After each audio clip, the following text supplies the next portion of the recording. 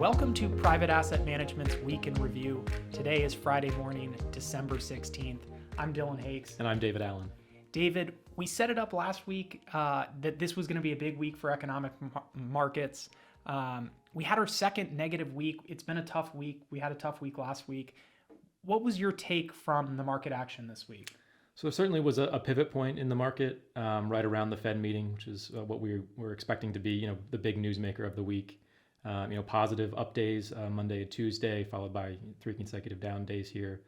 On U.S. equity markets, we continue to see a defensive sector bias. Sectors like healthcare and consumer staples continue to outperform, where some of the more cyclical names, financials, consumer discretionary, those are underperforming the broader market index. So we did get a consumer price index report, a CPI report on Tuesday that came out. We got better than expected results. It should have been a good report, a positive for markets.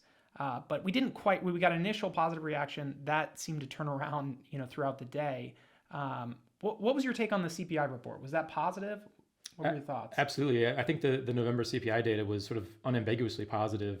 Monthly growth in overall CPI growing at the slowest pace that we've seen since earlier this summer.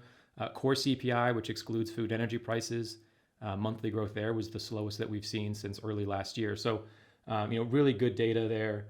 One of the things that we've started to do is not just look at the year-over-year growth rates in the CPI, which tend to be impacted by what's called base effects, but to get a better idea of what's happening underlying that, we look at 3-month moving averages and then annualize that data. And core CPI there has fallen to 4.3% from closer to 8% earlier this year. So we've seen, really a pretty significant slowdown in the underlying trend in core CPI this year. We talked about the big event this week is obviously the Federal Reserve's meeting. We talked last week about how that meeting and setup for that meeting was driving a lot of market movements. I think it's pretty clear that this week, the Fed and what we heard from Jerome Powell drove markets this week. What did we learn from the Fed? Well, I think there was a lot in this meeting that wasn't a surprise. We did get 50 basis points of an increase in the Fed funds target rate. Has been our expectation for several weeks now. That did come, it is a slowdown in the pace of rate increases after 4 consecutive meetings where we saw 75 basis point increases. But it's really just the final step this year and what's been a really significant increase in interest rates, 425 cumulative increase, 425 basis points of cumulative increase in the Fed funds rate this year. That's the most that we've seen since 1980. So really historic change in terms of monetary policy positioning here in the U.S. But again, that wasn't a big surprise. I think the bigger surprises began with the policy statement.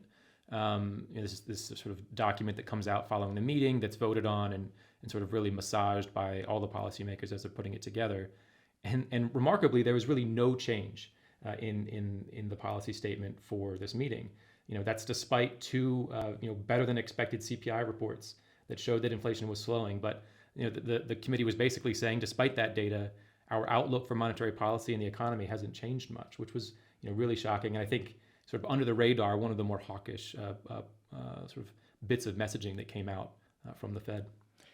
What I hear you saying and what I think that you're saying is that we got some positive inflation data. The market was setting up for at least some level of hope that the Fed might change course. We might see some indication of changing course, and we didn't get that. We didn't get a more hawkish Fed or bad news from the Fed, but we got, business as usual. We got an unchanged course. Right, absolutely. So, that CPI data came out on Tuesday, and we covered that report on the company blog. And if you read through that, you can see sort of one of our conclusions at the end was, this is certainly not going to dissuade us from expecting 50 basis points of a rate increase. But we also thought it also set us up for potentially some messaging that was going to say, and we think because things are beginning to roll over, we might get some, might slow down even more moving forward. And that really just wasn't what we saw in this data. The Fed continues to have a fairly hawkish outlook, and that also came out in the summary of economic projections. David, you mentioned the Fed's summary of economic projections. What did we learn this week? So they did move more in the hawkish direction in terms of what they're expecting over the next several years. The median forecast for the Fed funds rate at the end of next year was increased to 5.1%. They reduced their expectation for economic growth to 0.5% and increased their expectation for the unemployment rate up to 4.6%. So these are all sort of Not entirely unexpected. They had done some forecasting between that September meeting when we last had projections and this meeting, suggesting that they would probably be increasing their expectation for next year's terminal rate. But by and large, a more hawkish outlook, despite, again, some of the more encouraging CPI data that we've seen. We've seen a divide now, or a seeming divide that's growing between where the Fed projects they're going to ultimately end up with interest rates and where the market is projecting. What are your thoughts on this growing divide? So, to put that in perspective, I mean, the market right now is implying that the terminal rate is going to be something just below 4.9% next year. And that's going to be reached in the first half of the year. And then the market is actually pricing in 225 basis point cuts before the end of 2023. So that's something that's very far from where the Fed is on this. And I think what the market is saying is, we think the Fed is more likely to go too far, that we're going to have the need for rate cuts. They're not going to be able to maintain rates at the terminal rate for as long as they're expecting because of economic weakness. And so that's where the market is. They are not on board with where the Fed is taking things. I think it's very likely that we see Fed speakers come out in the coming weeks and try to move markets towards their point of view. And we'll see how successful they are in doing that. But that might be something to watch over the next several weeks and something that certainly has the potential to move markets. I have to ask, David, what are your thoughts? What is your opinion on, is the Fed going to go too far? So I think they're certainly getting very close. I mean, I think that their position hasn't changed much given the last two inflation reports. It sort of begs the question, what is it going to take for them to begin to suggest that a pivot might be in the near term? So we're getting close. We're certainly closer to the end of this rate hike cycle than we are the beginning. That's universally believed, I think. But sort of where we end up, is it above 5%? Is it below 5%? I think that's really the range of outcomes that we're most likely to get. Something between 4.75% and 5.25%. That's likely the terminal rate. I think we're going to get there sometime early next year. And then the question really becomes, how long is the Fed going to be able to maintain rates there?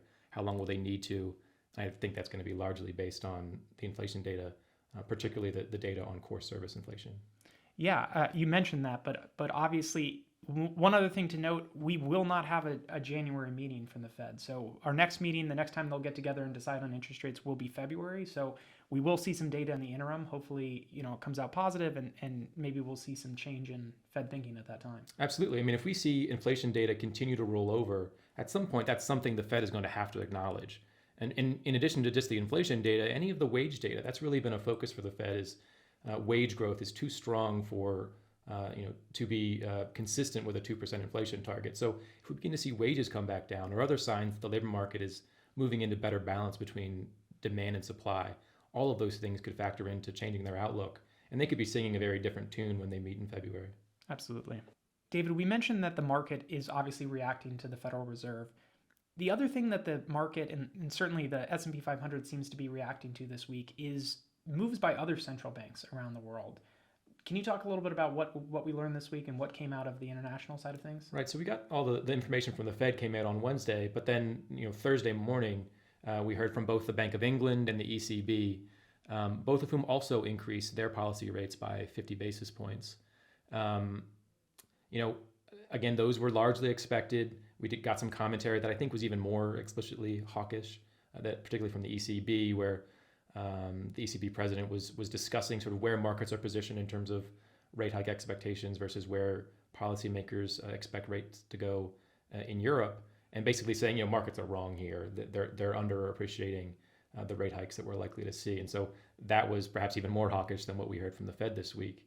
And I think you're right to point out that the S&P 500, U.S. equity markets more broadly, are not just reacting to the Fed. It might be the biggest newsmaker this week, but they're reacting to global conditions. And so, recession probabilities are high across the world. There's a 60% recession probability right now over the next 12 months here in the U.S., but it's 80% in Europe. And so multinational companies that are going to be listed in S&P 500 are certainly reacting not just to conditions here in the U.S., but the broader conditions globally. Speaking to large companies that do business around the world, how does all of this rate hiking, going on around the world affect their earnings? What is our outlook for the earnings picture over the next 12 months? It's really been one of the more interesting factors that we've looked at here recently, which is that earnings estimates really haven't reacted much to some of the changes that we've seen in both the outlook for economic growth globally and the global monetary policy environment. Despite the changes that we've seen there, the change in earnings estimates for the S&P 500 is remarkably small, just about 1% from early November. So it does look like estimates are holding in relatively well despite some of the data that's been coming out, and pretty consistent with what we've seen during most of the post-pandemic period, which is that what economists are seeing and what their expectations are for the economy aren't sort of tracking along with what analysts are expecting from individual companies.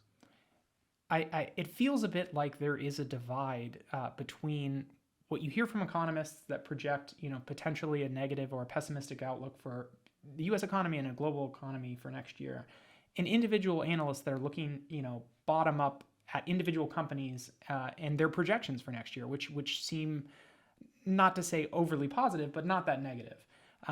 So I feel like it's going to be interesting to watch how this plays out and see, which of those two dynamics actually proves to be the correct projection. Absolutely. I mean, I think the market is going to be, over the next several months, is going to be looking for, any signs that inflation continues to moderate.